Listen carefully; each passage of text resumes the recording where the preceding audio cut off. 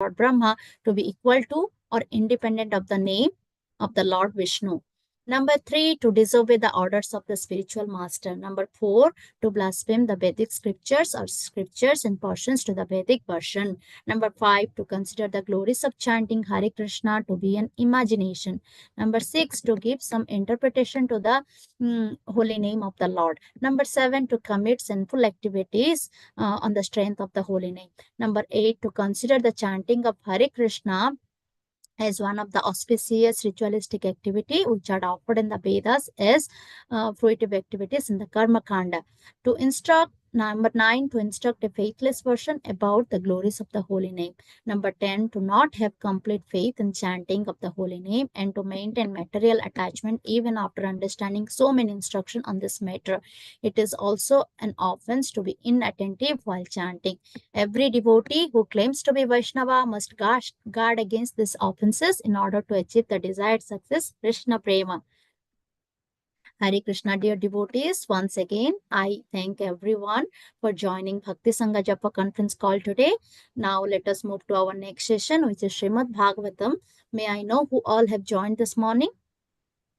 हरे कृष्ण सुंदरंगी राधा माता जी धन्यवाद प्रणाम शिला प्रभुपाद की जय गुरु महाराज की जय प्रीति दासी from Charlotte Hare Krishna Hare Krishna, Priti Mataji, please accept my humble obeisances. All glories to Srila Prabhupada, all glories to Shri Guru and Gauranga. Thank you so much, Mataji, for joining every day and giving your sweet association to us. Welcome to the call. Hare Krishna.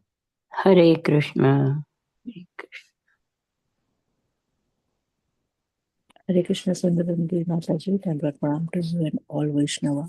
Srila Prabhupada, Srila Guru Puja, Vrinda. Hare Krishna, Vrinda Gopika Mataji, please accept my humble obeisances. All glories to Srila Prabhupada, all glories to Shri Guru and Gauranga. Thank you so much, Mataji, for joining the call and giving your sweet association to us. Welcome to the call. Hare Krishna. Hare Krishna, Sundarangi Radha Mataji, all Vaishnava Prabhupada and Guru Maharajis. My humble obeisances to you and all the devotees. This is Krishna Kumar Devidasi from Raleigh. Hare Krishna. Hare Krishna, Krishna Kumari Mataji, please accept my humble obeisances. All glories to Srila Prabhupada. Thank you so much, Mataji, for joining every day and chanting so beautifully. Welcome to the call. Hare Krishna. Hare Krishna, Sundarangi Radha Mataji, please accept my humble obeisances. This is Vinita Gandharvika Devidasi from College Station, Texas. Hare Krishna. Hare Krishna, Vinita Gandharvika Mataji, please accept my humble obeisances. All glories to Srila Prabhupada, all glories to Shri Guru and Gauranga, all glories to all your wonderful services, Mataji. Thank you so much for joining the call and giving your sweet association, Mataji. Welcome to the call. Hare Krishna. Hare Krishna Sundarangi Radha Mataji, please accept my humble obeisances. All glories to Srila Prabhupada. This is Shyama Gauri Devidasi from Charlotte. Hare Krishna, Shyama Gauri Mataji, please accept my humble obeisances. All glories to Srila Prabhupada, all glories to Shri Guru and Gauranga. Thank you so much, Mataji, for giving us this opportunity and for this nice Bhakti Sanga Japa group, Mataji. Thank you. Welcome to the call. Hare Krishna. Hare Krishna Mataji, Dandavad Pranam. I offer my obeisances to all the assembled devotees. All glories to Srila Prabhupada. This is Ayan Shah from West Bengal. Hare Krishna, I am Prabhu. Please accept my humble obeisances. All glories to Srila Prabhupada, all glories to Shri Guru and Gauranga, all glories to all your wonderful services, Prabhu. Thank you so much for joining the call. Welcome to the call. Hare Krishna.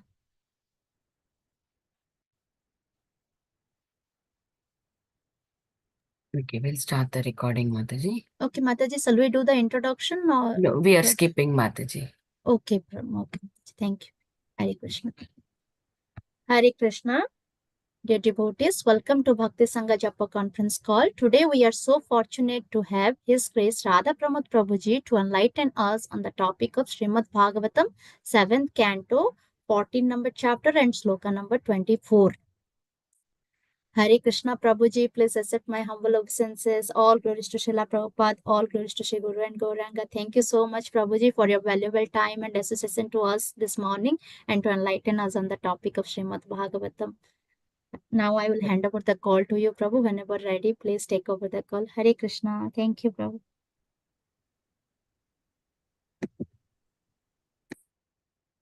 Hare.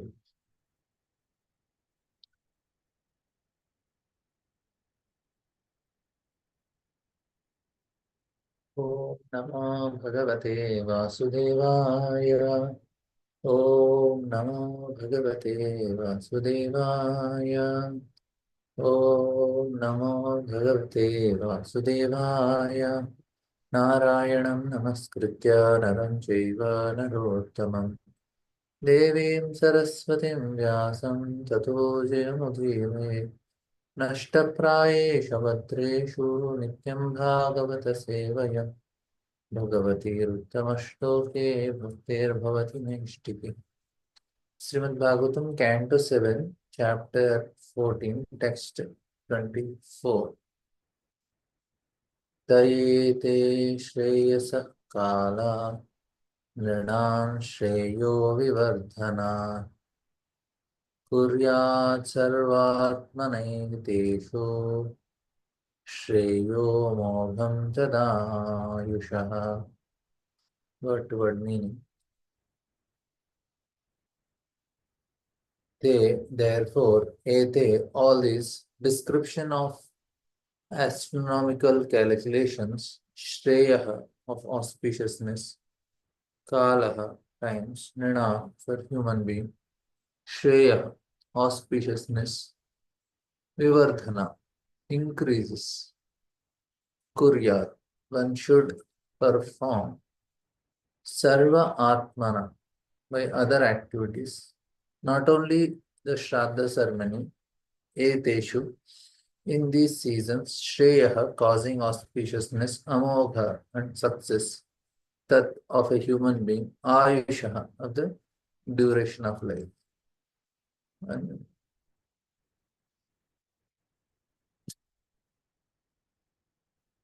the translation and purport by His Divine Grace is Bhaktivedanta Swami Srila Prabhupada. All of these seasonal times are considered extremely auspicious for humanity. At such times, one should perform all auspicious activities, for by such activities, a human being attains success in his short duration of life. But when one comes to human form of life, though natural evolution, one must then take the responsibility for further progress. As stated in Bhagavad Gita, Yanti Deva Vrta Deva. One who worships the demigods can be promoted to their planets. Yanti Madhyaji Nopima. And if one practices devotional service to the Lord, he goes back home, back to Godhead. In the human form of life, therefore, one is meant to act auspiciously in order to return home back to Godhead. Devotional service, however, does not depend on material conditions. Ahaituki apratyata. Of course, for those who are engaged in fruitive activities on the material platform, the times and seasons mentioned above are extremely congenial. So, Omagyanatimirandasya Jnananjanashalakaya Chakshurunmelitam Jena Tasmai Shri Gurave Namaha. Nama Om Vishnupadaya Krishna Pristhaya Bhutale Srimate Bhakti Vedanta Swami Iti Namini. Namaste Saraswate Deve Gauravani Charine Nirvishesha Shunyavadi Paschatya Deshatarine. Jai Sri Krishna Chaitanya Prabhu Nityananda Shri Advaita Gadadhara Srivasadi Gaura Bhaktavinda. Hare Krishna Krishna Krishna Hare Hare Hare Rama Rama Rama Hare Hare. Hare Krishna. I am grateful for this opportunity to speak on Srimad Bhagavatam. Here, this section especially is telling so many rules and regulations. So it's quite sometimes confusing also. Why so many rules are given? As such, bhakti is beyond rules. It is spontaneous. So rules are for, and Prabhupada also clarifies also, for those who are engaged in fruitive activities on material platform, the times and seasons mentioned above are extremely congenial. It is for people who are engaged in fruitive activities, these rules are there. It is not for person who is practicing bhakti. That should be very, very clear for all of us. We should know that this is not meant for devotees. So now we will discuss some things which are actually why such rules are there and how much it is useful for us. Because this is actually for Varnashram society. Varnashram society, very often they neglect some material principles due to the fact that they are material, believing that they are devotees and we already have surpassed all material principles and laws. Actually, it's actually a tragic mistake. We should not do. Some rules are very, very important for us, even though we don't follow Varnashrama, but we have to follow some rules which are very, very conducive for bhakti. That's why. Now we will try to understand why some rules are important. So in material world, goodness is not in its pure state. Therefore, everyone knows at a material level, the activity of any person always have a selfish motivation. Now, a certain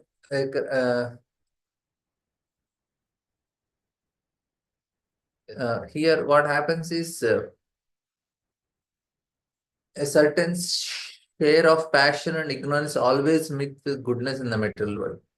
While in spiritual world is pure goodness in a perfect level of liberation, where the influence of these gunas makes because here mode of passion ignorance makes a person proud, and he will be proud because in person is in goodness, he will be proud of his honesty and compassion. So until he develops Krishna consciousness in himself, all the truth that he will be deprived of the highest meaning and any manifestation of the mercy of the Lord.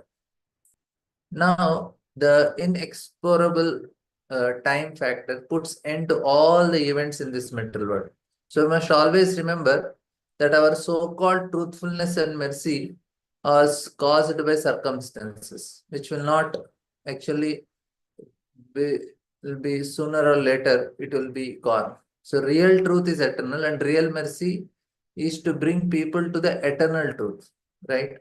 Now, for an ordinary person, the development of material goodness can become a preliminary stage in the path of Krishna consciousness. So all these rules are basically to help a person come from mode of passion, ignorance to mode of goodness. That is the main thing. So Srimad Bhagavatam says that person try to this flesh or body, he cannot understand the pastimes of the Lord. But one who develops the material guna of goodness will become, like say, he may become vegetarian. And over a time, it will be easier for him to appreciate the exalted path of Krishna consciousness also. Because Bhagavad Gita very clearly says that the modes of nature, they constantly replace one another. So now we should take advantage of material mode of goodness. And in order to achieve transcendental level of consciousness, it will be helpful. So all these rules which are given in this chapter are meant to bring a person to mode of goodness. Otherwise, now whenever we are in goodness, we should take advantage because always the moods are changing. Morning we are in goodness, day progress, we are in passion. Now night is coming, very happily ignorance is going to come to all of us. Actually, it is needed ignorance. Otherwise, we will not be able to sleep only. We cannot say, Prabhuji, I will be never in ignorance. If you are not in ignorance, you cannot sleep only.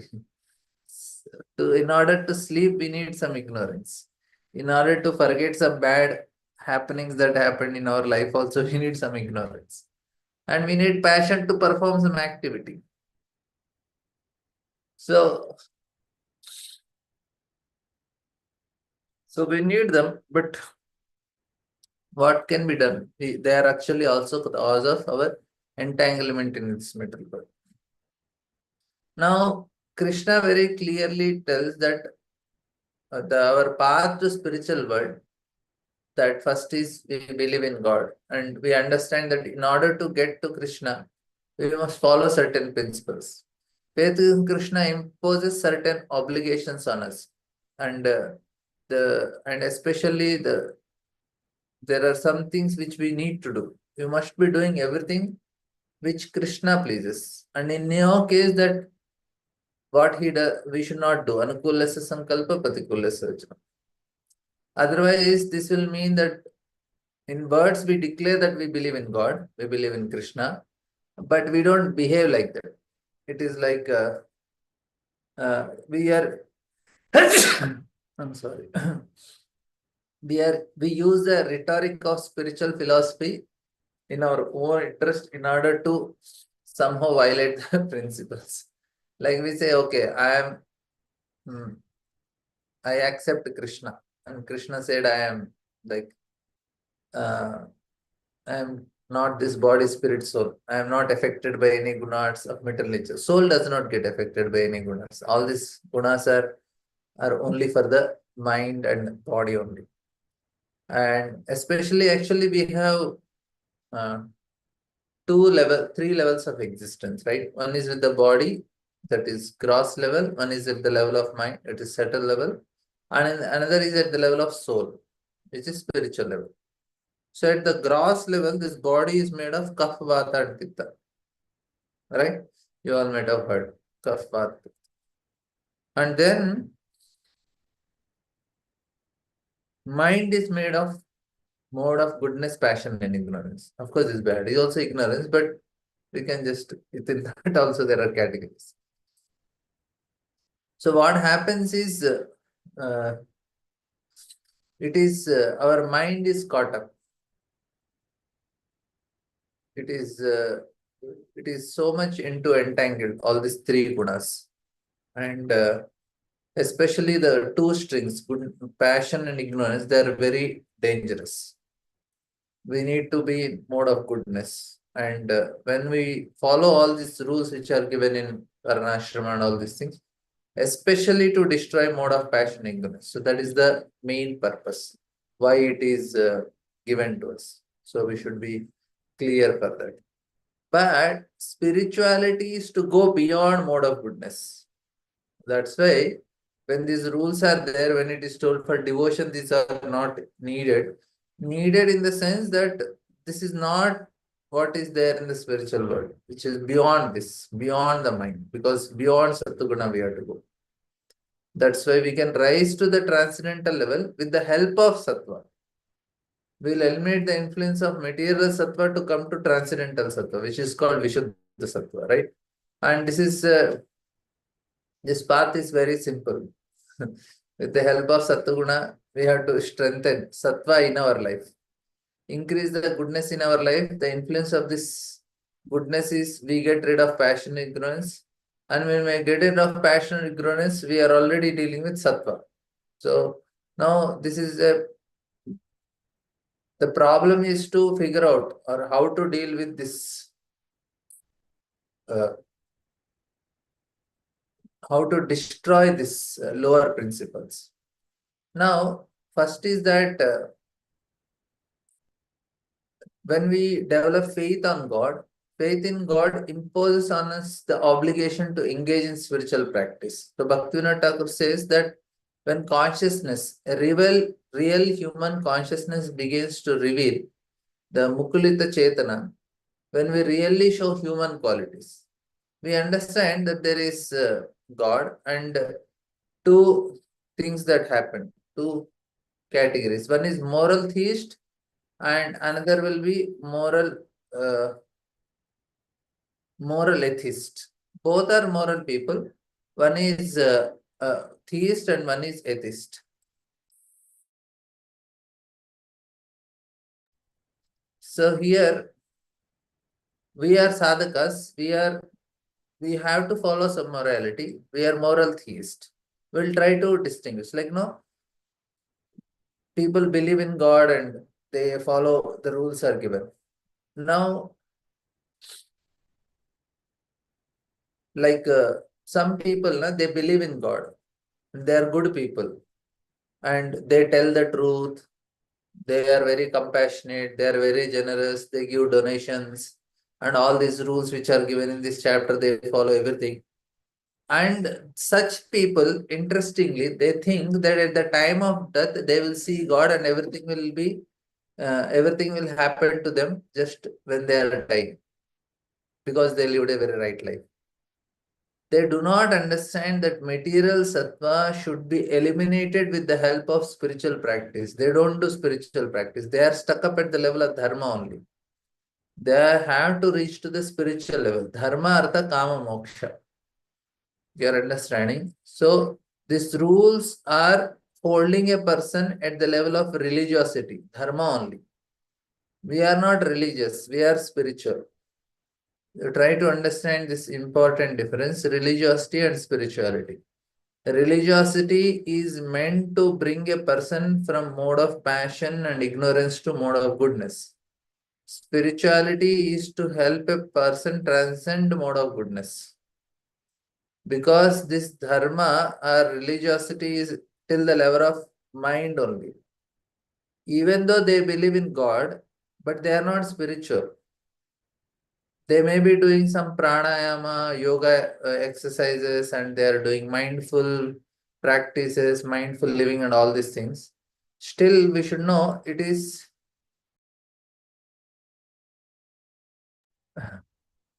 I'm sorry.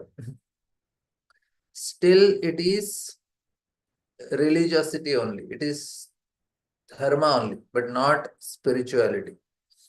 Where Krishna is telling Sarva Dharman Parityadya Mamekam Sharanam Raja. When Krishna is telling Sarva Dharman Parityadya Mamekam Sharanam Raja, he is talking about what?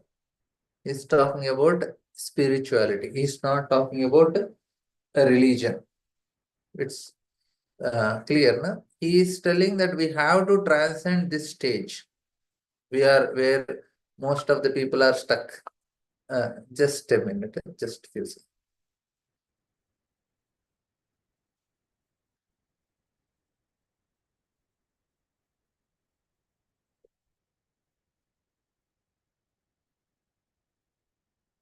We'll try to understand this more clearly now. So this is two things are important. Because what happened is we have to get rid of sattva also to go to spiritual world. And that is the practice which we are doing. When we chant Hare Krishna, Krishna Krishna, Hare Hare, Hare Ram, Ram Ram, Hare Hare, we are trying to get rid of this sattva also. But it is too early to say, for us to say that we got rid of sattva. So material sattva, no. We still have all these things, because with the help of material sattva only, first we have to come to material sattva. So now we have this passion and ignorance. At least I have. Some of you may be free also. But this is there. Because we are in material world and we are not free. The task is, this task is highly relevant to get rid of passion and ignorance. The point when we are sitting in front of TV means TV, you will never get any goodness. TV and internet, most of the content of internet and most 100% from TV, we never get any goodness. It's passion and ignorance only. So if we are sitting, we can rest assured we have this mode of. What happens is, how do I know that, okay, if I'm my taste, if I am interested in making good money, if I am interested in good big cars, big houses, and some parties and any of these things, not only that, if I have appreciation for people who are very successful materially, that means I still have faith in mode of passion. We say, oh, you know that Prabhuji, he made $100 million. Oh, very fortunate. He made so much money. If you still feel that having good money is fortune, then we have faith in mode of passion.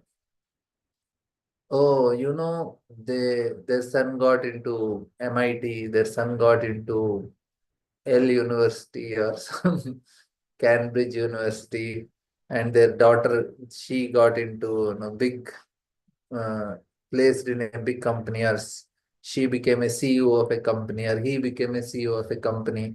And we appreciate that.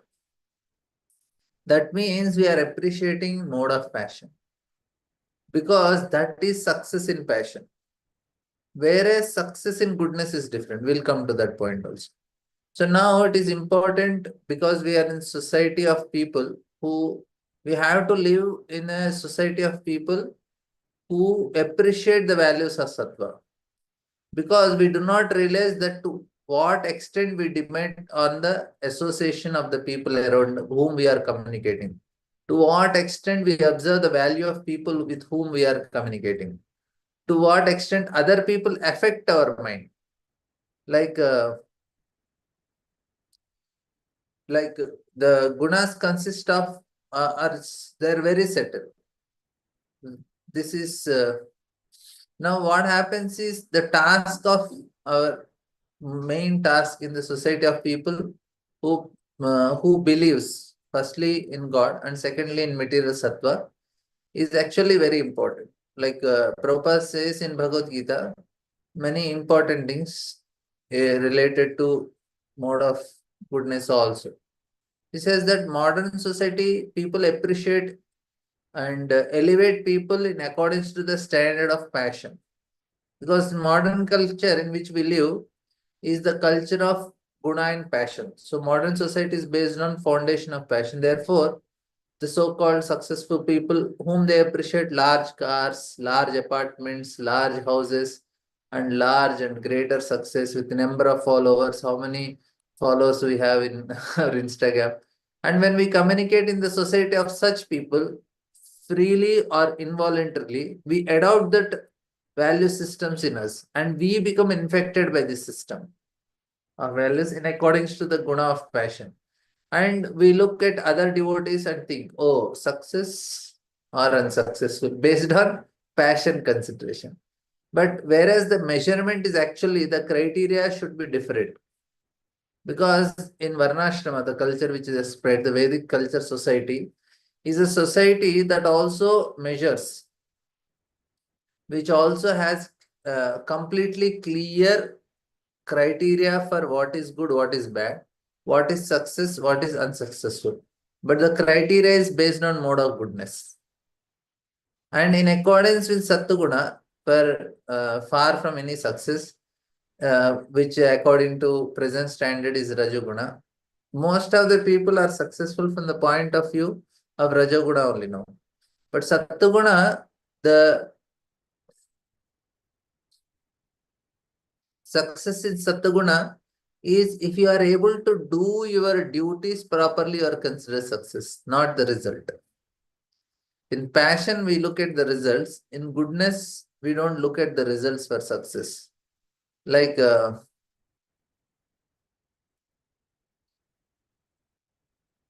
why people need Varnashrama society structure in the, of course, not now, at least it was needed. Now also it is needed for the society. For devotees, we don't follow all Varnashrama. We follow some principles of Varnashrama which are helpful for our progress in Bhakti. But the system, because this is the only social system that truly uses the principle of Sattva and help a person. And being in a society, strengthening the mode of goodness in his mind and strengthen the guna in the mind, that defeats the mode of passion ignorance, right? Now, if we live in a society, we are called public animal. That means we depend on society. We depend on social animal. We depend on other people. We look at very much at other people. We are constantly learning from other people. We learn not only from those who are just giving classes, we also learn from many people. But we learn from persons, especially from one who is respected in the society. That means whom we are respecting. If I are respecting business people, that means we are getting affected by business people. Now, presently, who are respected? Sports players, movie stars and politicians and some social media influencers. If we are respecting them, we are taking their values into our value system. That is actually involuntarily we observe what he lives. Therefore, it is so important that in a society, the correct values are placed and which are really value Sattva and do not value other gunas, right? And that should be our main goal. We have to strengthen. We should increase material attachment. We should not increase the material attachment. And with the help of Sattva, we can experience real happiness. And with the help of this knowledge, we can get. See, passion, enjoyment comes. Adhyantavantu kaunteya nateshu ramate buddha. Intelligent person does not try to enjoy this passionate pleasure. He enjoys the peace inside, that means he is enjoying Sattva. Sattvam sanjayate jnana. So he gets knowledge also, and he gets not only knowledge, he also gets happiness both because of goodness. And now it is said that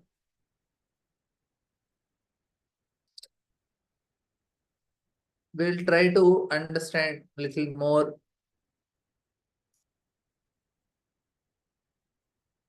in this context. Now it is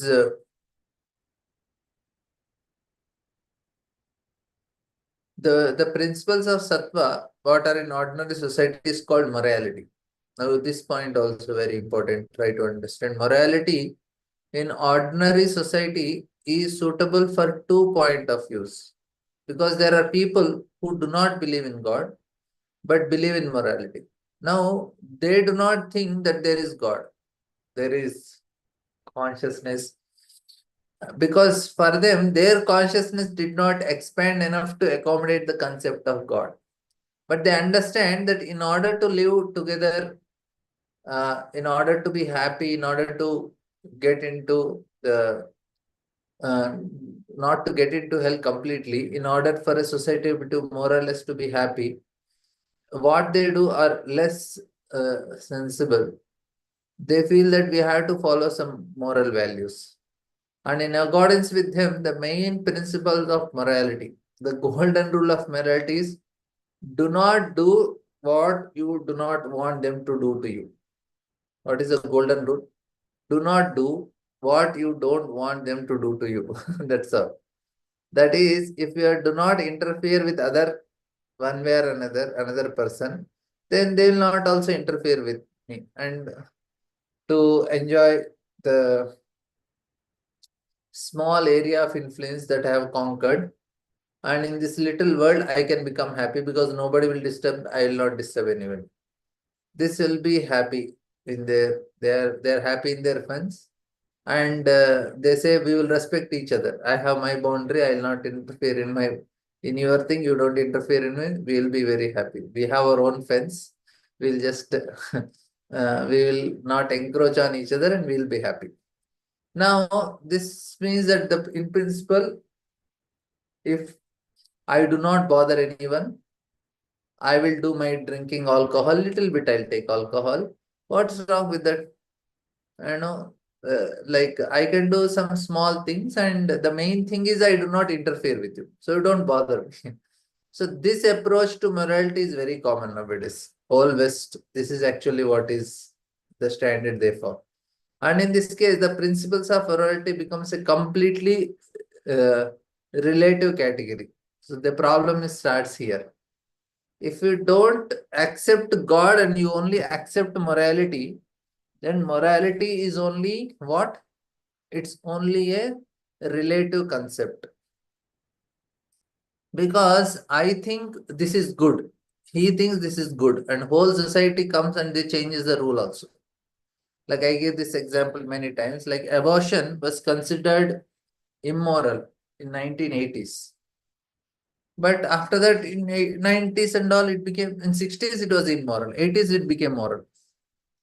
And same thing, no, the same-sex marriage, it was immoral many years back. Now it is legal in many places. Why? Because there is no basis for morality. As long as our moral values do not encounter each other, they are in not contact. In principle, everyone in itself is good. But which unfortunately it is actually so much in Western society now. Like it is becoming more relativism. The principles of morality do not have a clear, strict foundation. And what basis you are telling this is right? You don't have any standard only. Now you are telling right. Tomorrow, all the country will say this is wrong. And then it becomes wrong. They are absolutely arbitrary. And they are associated only with how people generally feel. Now, the main thing is not to interfere with another to enjoy.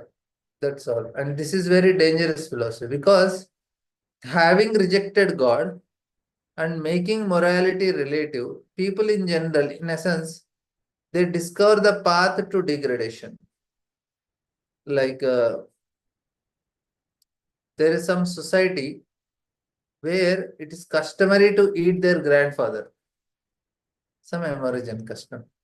Now they say you can eat your dear grandfather and his meat has not yet become tough, that it is already tasteless. Then at the very moment, they need to choose the right moment so that the grandfather will benefit and they eat him. Literally. And now that is morality. Because morality has no clear reason. If in society it is accepted this way, it means it is good only. How it is good? Because everybody is feeling. Drinking alcohol, British time, if somebody want to drink, they were doing outside the village. They cannot even come inside to drink. There is, even I also remember in our childhood, in the end of the village, there will be white liquor shops. Nobody will drink in the public. And only in the evening, and that too, if some rich people have to drink, it is secretly brought to their house by their workers. Even my great grandmother, she used to drink white liquor. Of course, if you drink when it is fresh, it is not alcohol. But if it is fermented, then it is alcohol. So I don't know what type of she used to drink, but she used to, the person who used to work in our house used to bring. My grandmother was very strict. She was like very pure. But great grandmother, she was very rich that time. So she got all bad habit. So she used to bring and from behind, and my grandmother used to lock, and she was outside only. And she will never allow us to go that side. She said, don't go that side. That room is locked. That area is locked because her mother is taking white liquor. Means it is considered so now abominable, but now it is very cool. You have shops everywhere on the road, and everybody drinks. In all movies, they drink. Any small thing also, they have to show that people are taking alcohol to make it cool, look cool. Such a useless activity they are doing, but they want to make look it is cool and it is common and it is acceptable. But it is all because this is what happened. You don't have any standard of morality, and you can drink and you are considered to be a very good person also. It isn't how you can be a good person. Like there was a monk. It was very cold outside, and in the middle of some night and very cold, he knocks on door. One little elderly lady type opens, a middle-aged lady. She opens, and he says, "Can I come inside and stay for one night? Because otherwise I'll die outside." She says, "Only you have condition. Either you should drink alcohol or eat meat, or you should sleep with me. If you do any of these things, I'll allow you to stay." Then he chose to drink alcohol. After that, he did both of the things. Why it happened is because the consciousness got degraded. So if people take alcohol, immediately consciousness degraded. And then this is that's why now why I'm telling about morality. This eating non-veg also. So actually in our childhood it was not so much. Shops were not so much. Nowadays people take breakfast, lunch, dinner, everything. At least people were only Sundays they were thinking, and they used to have some Thursdays, Tuesdays, or Fridays. They were avoiding. They thought, no, we should not take on such days. Now people lost all this. Any day, festival, this, that. At least marriage is supposed to be auspicious thing, and for the marriage they cut animals. I don't know what is auspicious, because of this fellow's marriage, poor animals have to their throat is cut. So anyway, now what I was talking is this morality is relative, God does not exist. If God exists, then God becomes a guarantor of moral principles. So morality ceases to be arbitrary then. Morality ceases to be inverted by a person in order to establish some kind of framework in human society. So morality is not a person's invention. Because if you accept in God, then there are God laws. And any laws of God, moral laws are unquestionable as all other laws. Because the difference between moral laws and ordinary laws, that means laws of this nature, is that ordinary laws act immediately.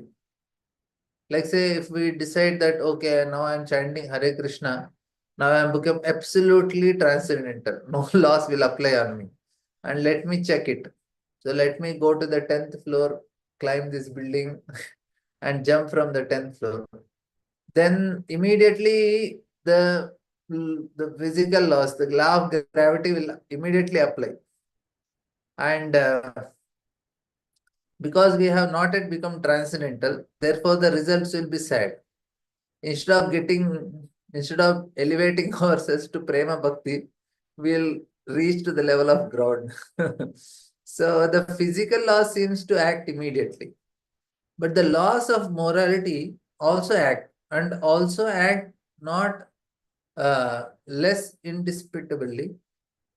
If I violate the laws of God, the consequence will be that it may not come immediately, but it will definitely come. This is actually, it may come little later in this life or in next life.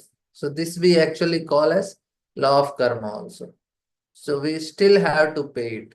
We will pay for everything, for every violation of the laws established by God. So there are two levels of laws. One is moral laws, one is the physical laws which are governing this universe, right? Now, first category, morality is very relative. But morality, when moral laws become unshakable when we accept God. And by now, what principles can be, on what principle we determine that it is according to the law of God? For that, we have Shastras, right? Since we are brought up with in society in general, immoral in society with relative morality. So basically, for us, the law is law of dharma, which is given from the Supreme Lord. Now,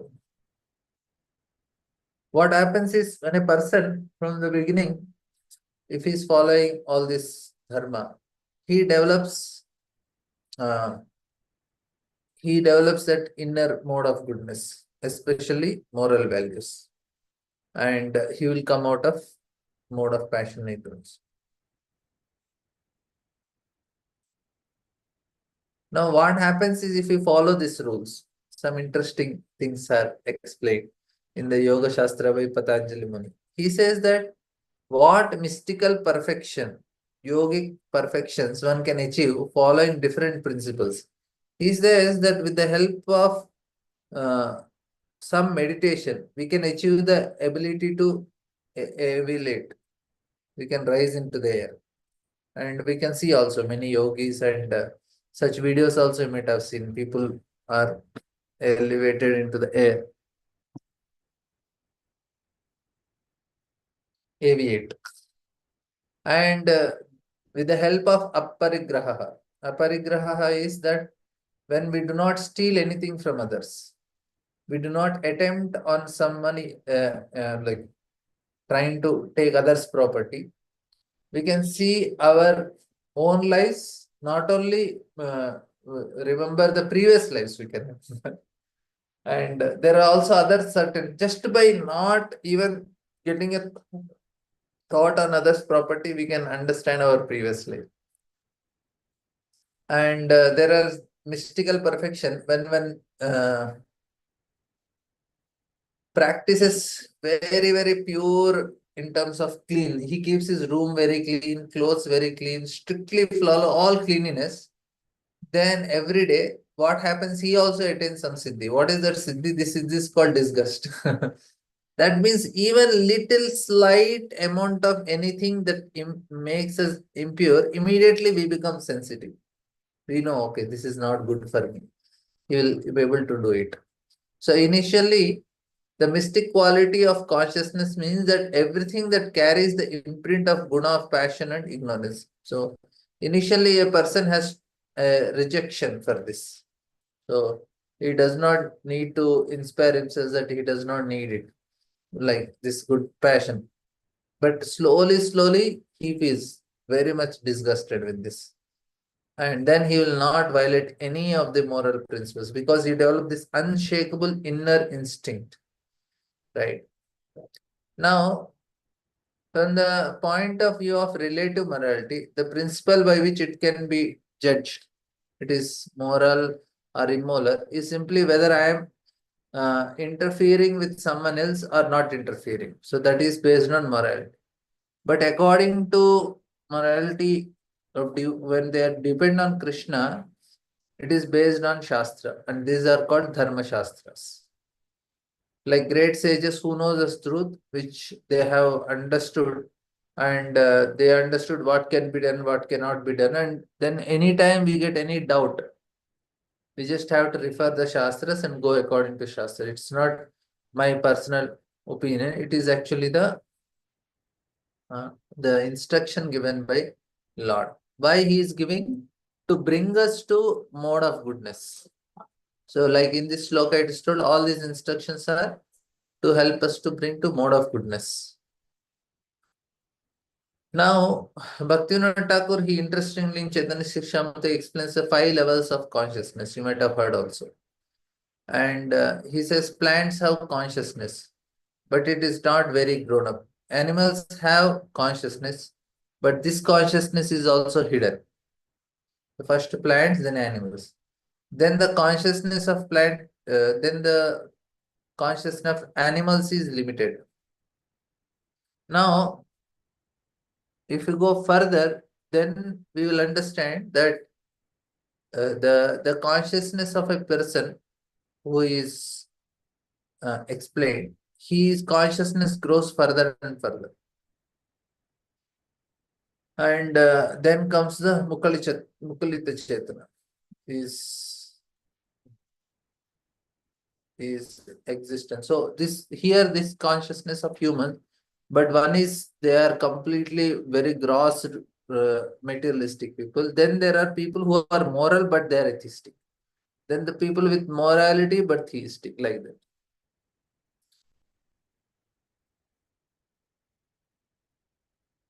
Because there are signs of consciousness. How we know what we are having consciousness? Because we know that we exist. I am. And second is I can desire. And then we have ability to grow, ability to associate. Then there is old age, then there is degradation. But all these things actually are proving that I am conscious. I am a conscious being. So there is a supreme conscious being also. I have to act according to his will. If I live in harmony with the supreme conscious being, then only I can be happy. That's all. So the formula is very simple. First is we know that I am. That means I exist. We know that at the time,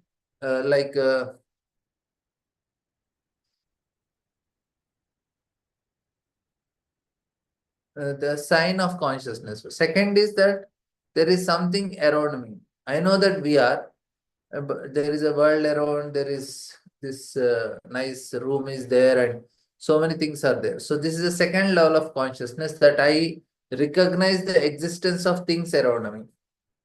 The side sign of consciousness, that it is like a manifestation of consciousness where I can experience the pain of others. I can understand the emotions of other person.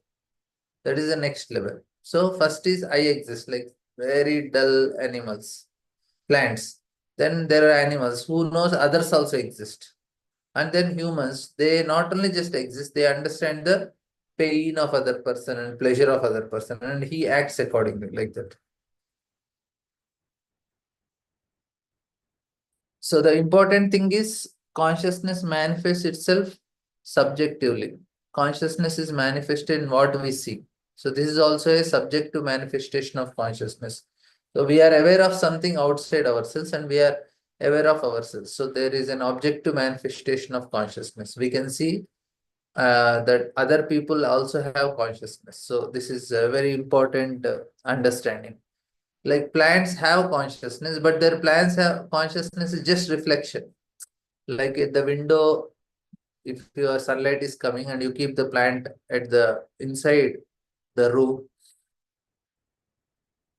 naturally it want to go towards the sun only to manifest it, so to grow. So they have certain, they react to some extent, but they don't have the consciousness to think. Buddhi is not there for them. That's why humans are the most evolved, because we have buddhi, we have ability to discriminate things like that. And they may have some sensitivity, but they are not so sensitive like human beings, elevated. Like, yeah. I'm sorry, I'm just taking so much technical, but I thought it will be important for you to know the distinction between morality and what we are practicing and beyond that also. Now,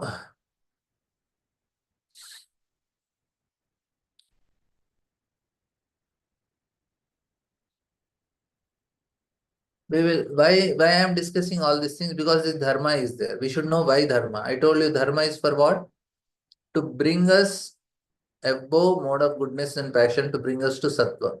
And why spirituality? To make us go beyond sattva guna. If you can remember this at the end of the class, class is successful. Still, I'll add some more points. So now everything that belong to category of dharma or morality in action, actions that lead to expansion of consciousness, and everything belongs to the category of immorality in actions that lead to narrowing the consciousness. If a person is doing sinful activities, we may say, "Arey, he is escaping, no punishment is coming to him, no punishment is coming him."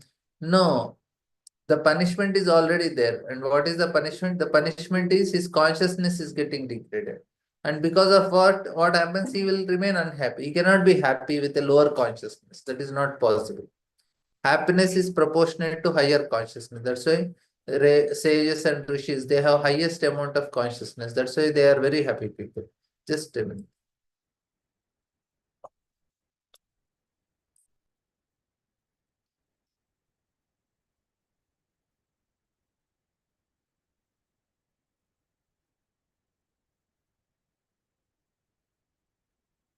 So no punishment is actually punishment only for them, because consciousness is gone. So what is the value of any other thing happening?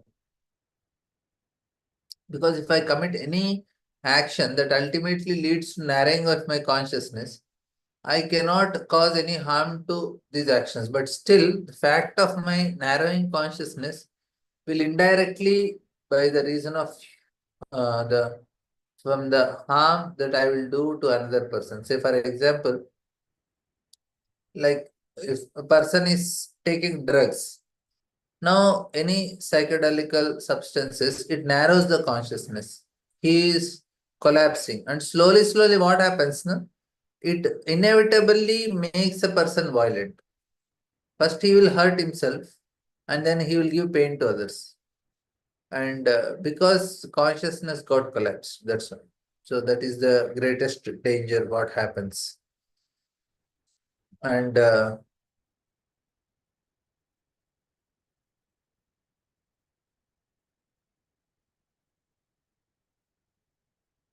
that's consciousness collapse. And anyway, this degradation occurs, and this degradation of consciousness leads to the fact that the soul, what type of birth we are getting from the soul, that also matters. That's if you remember the story of Nalakura Manigreva. Why did they get cursed from Narada Muni? Because their consciousness is degraded. That's why they were given the curse. Their consciousness has become like that of animals. So Narada Muni didn't have option. He said, okay, you have no shame. Well, what to do? You are better like animals, plants only. So if you have lost shame, then the best form of life is trees, according to Narada Muni. So he gave curse.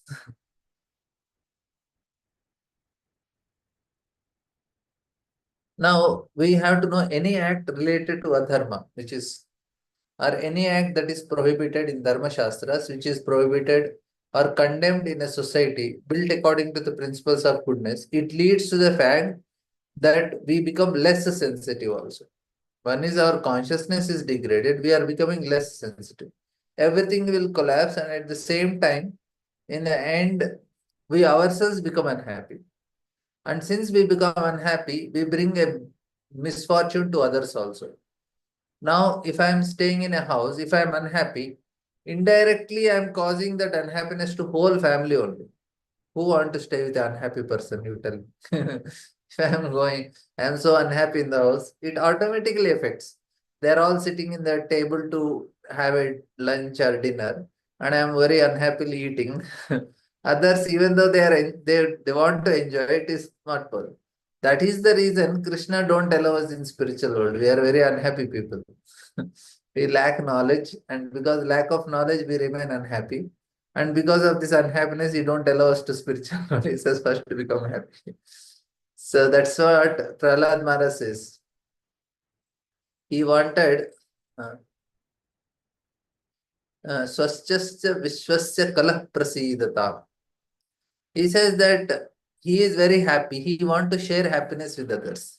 If we are unhappy, we share unhappiness. So he says that let all the living entities, they become very happy, because there is anger, there is also this so many negative feelings in us, which we have to get rid.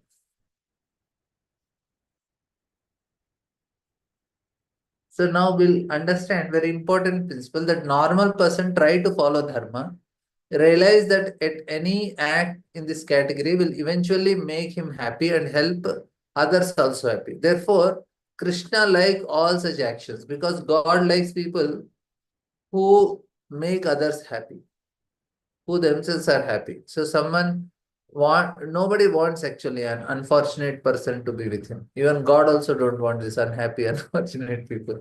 He wants them to get purified. He wants to see everybody happy. That is, people with full developed consciousness can only enter into spiritual world. Because happiness is proportionate to consciousness. More we are elevated in consciousness, more we can enjoy in this moment. More we can enjoy materially or spiritually also. Like heavenly people, their consciousness is very old. That's why they are in the heavenly planets. Our geographical location is proportionate to our consciousness. How much I am elevated in my consciousness, I will be given a position in the material world. Now, what we are trying to do, we want to not just get the consciousness of demigods, we want to get the consciousness of people in the spiritual world. Then only we'll be able to get elevated, not just following some rules. Roji, I gave charity every day, I distributed every day books, I did everything, so much I did for the Lord and devotees. But that may be still stuck up with mode of goodness. We have to transcend goodness also. Like that. And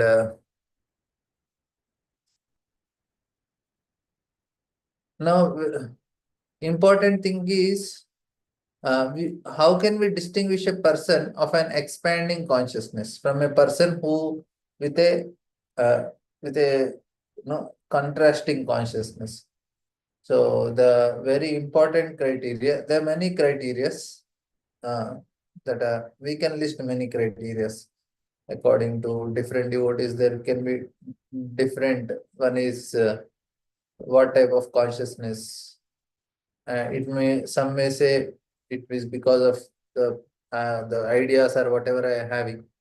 It is in which guna he is based on that, or how can we distinguish based on which guna he is? And we can say from the based on his speech, somebody can say, and somebody can say that degree of egoism. All these things are there based on his actions. These are all right, but there are two important criteria that we can understand, which Bhaktivinoda Thakur says. And these are emotions and ability to understand casual relationships. So these are the criteria. We can know how our consciousness is expanding. For our emotions are becoming more and more finer and rich, and the ability to understand relationships. So expanding consciousness distinguishes the character of the emotions that a person experiences from the narrowed consciousness. So a person with compressed consciousness basically experiences negative emotions, and he's bad, he's annoyed, he's angry, he's offended. He feels that he was underestimated. So these are all signs of not developed consciousness. Because for a very simple reason, because consciousness not developed, and if suppose emotions are waves on the surface of our consciousness, this is the last analogy I'll give and I'll stop here. Say if you take a bucket and you throw a stone into a bucket, immediately the water splits outside, and there will be huge waves, and this wave will quickly reach to the edge, and there will be so much commotion there. But if you take the same stone and throw it in a in in a in a big pond, stone we throw in a big pond, then what happens? The ripples will form. Slowly it reaches the edges. In a glass, what happens? The ripples come back. That's why it becomes big chaos. But if you throw it in a pond, then the ripples go to the end, and then they just become they get toned down. Their vibration reduces. So that means what happened? A beautiful wave came if they are in a lake. So the degree of excitement to which a small bucket comes and in which the lake comes, they are different from each other. The same problem is actually we see every day. If our consciousness is expanded, we react in a particular way. If consciousness is not expanded, then we behave in a particular way. Okay, thank you very much. I will just pause here. If any questions, comments, or will end. I basically told one point. Thank you, Prabhuji. Thank you so much for the beautiful class. Hare Krishna, dear devotees. Anybody having any questions, realizations, please go ahead.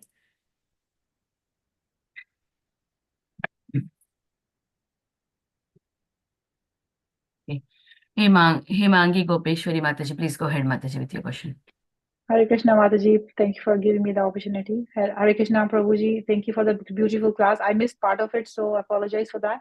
My question is that is Krishna consciousness independent of the mode of goodness?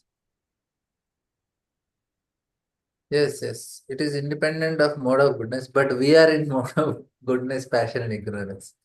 Krishna consciousness is beyond, but we are not beyond. So we need to take help of goodness to go beyond.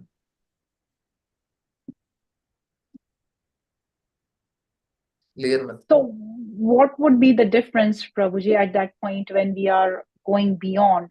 What will we do We are in differently? spiritual world. All the people in the spiritual world are beyond this material goodness. They are spiritual world.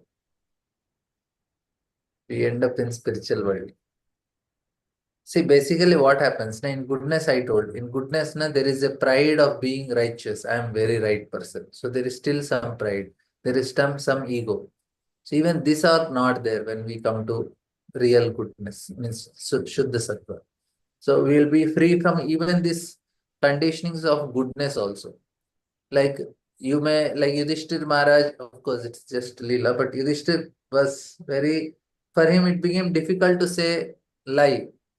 Why he was not able to say lie? Krishna told him to speak lie. He was not ready. Why? Because there is some material goodness that is holding Yudhishthir Dharmaraj to say, speak lies. So that is the problem. But when we are not affected by material goodness, like Arjuna was told by Krishna, kill Karna. Karna was not having a chariot, he was not having weapons in his hand. But still Krishna told, cut his head off, use Brahmas. He didn't mind, he said Krishna told. Either right or wrong does not matter for me. So that is actually they transcended goodness. Clear? Yeah. So if we're doing things for the service of the Lord or for the pleasure of the Lord, we're we are transcending the mode of goodness at that point, probably. Yeah, that activity is transcendental. We are not transcendental. There is a difference in that. We are still in, we may get affected by the reactions of it. Like say, suddenly you got good donation of 100 crores and you made a temple. So the temple is transcendental. But we are not transcendental. So suddenly we may become very proud. Arey, such a big person I am. I made such a big temple. So there is a chance like that. You're understanding. Say suddenly you distributed books now. You made 2 lakhs book distributed from your hand. Suddenly you got an order. So now that book distribution is transcendental. But we are not transcendental now. So what happens? It comes to our head. We may feel, maybe I'm a pure devotee. I made so much. I'm not talking about you, I'm talking about myself. So I think I may be a pure devotee. That's why so many books are happening with me like that. So you're understanding? Yes, Prabhuji. Yes. Thank you very much. It was very helpful. Hare Krishna. Hare Krishna. Thank you, Prabhuji. Manmohan Prabhuji, please go ahead. Hare Krishna, Prabhuji. Dandavat Pranam, Prabhu. Hello. Prabhuji, you said, Prabhuji, you said religiosity and spirituality are two different things. A person Yeah. might be spiritual, but he might not be religious. And if he is not religious, he can't be spiritual as well. But Prabhuji, in Krishna consciousness, we are striving for spiritual upliftment of ourselves. So can't we be spiritual and being spiritual, can't we be more elevated in consciousness, Prabhuji? Expand our consciousness more just by being spiritual? Yes, bro. Actually, see what happens in all these rules, they are very helpful to make us come to mode of goodness. That's why we need these rules to follow. They are very, very important that we follow the rules. Some things which helps us to come, like getting up early morning. Now it is it is a religious principle to get up early morning and take cold water bath is religious principle, but it is helpful for spiritual practice also.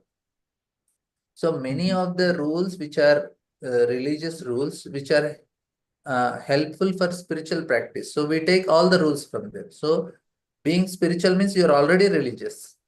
If you are spiritual means you are already religious person. But our religiosity is little more, not more. Our religiosity is what pleases Krishna. So we may not go with the conventional morality rules. Like Dharmara, it is wrong to speak lies. But if Krishna says, it is right, we can speak. So we don't go with the regular religiosity, regular dharma we don't go. We go according to Krishna's desire. So that is the main difference. Yes, Prabhuji. Thank you, Prabhuji. Dandavat Pranam, Prabhu. Hare Krishna. Lalitangi Mataji, please go ahead with your question. Hare Krishna, Prabhuji. Thank you so much. Your classes are always enlightening, analytical, and making us understand from the roots. So I have two questions, Prabhuji. One is on this concept that Krishna is saying. So, whatever is morally wrong also, Arjuna did. And when I was telling this, so one argument that came up was, it is Krishna who has put these rules also, Satyam Vada Dharmam Chara. You have to follow this, to speak the truth and follow the moral code. So one who follows, how to understand this, that they are neglecting Krishna's set norms, that these are the rules that has to be followed while they are following Krishna. Yeah, so point is that for whom the rules are meant, every rule is for certain category of people to elevate them to the next level. If you go to Shastras, that's why you'll see so much contradiction. Because all the Shastras are not meant for everyone. There are people who are in completely mode of ignorance. For them, the Puranas in Tamoguna are there. Say people who are in mode of passion, then Rajoguna Puranas are there. So Mahabharata is there. So different set of rules are for different categories of people. We cannot apply all the rules for everyone. So what is applicable to a normal level dharma is not applicable for a devotee, because Krishna want him to go beyond this. Na dharmam Sutikaran Niruktam Kilokuru. So Raghunath Das Goswami says that don't follow dharma, don't follow adharma. Then what should I follow? He says whatever is pleasing Krishna, you follow. That means what? We want to see all these rules Krishna gave to help a living entity come mode of passion to goodness, mode of ignorance to goodness. So these rules which Krishna created is to elevate the living entity to come to mode of goodness from passion and ignorance. Now, the person is already in goodness. Now he has to help him to come out of goodness to transcendence. So for him, there will be different rules then. So this, when Krishna is telling Arjuna to speak lie, he is telling to people who are attached to mode of goodness. He says, don't be attached to goodness. Yudhishthir Maharaj is attached to goodness. Arjuna was also thinking. Arjuna, see, that's actually see how challenging it is for Arjuna or Yudhishthir to follow this. Can you imagine? Like, Arjuna always had this, everybody knows there is a rivalry between Karna and Arjuna. Both of them felt that one is superior over another. And Karna did not get the first opportunity when there was an exhibition of their military archery prowess and all. That time, Dronacharya and Bhishma says, no, you are not a Kshatriya. So they don't allow Karna to show. And Arjuna was always proving that he is best. And many such occasions happened. And always Arjuna wanted to show, I am better. And Karna also wanted.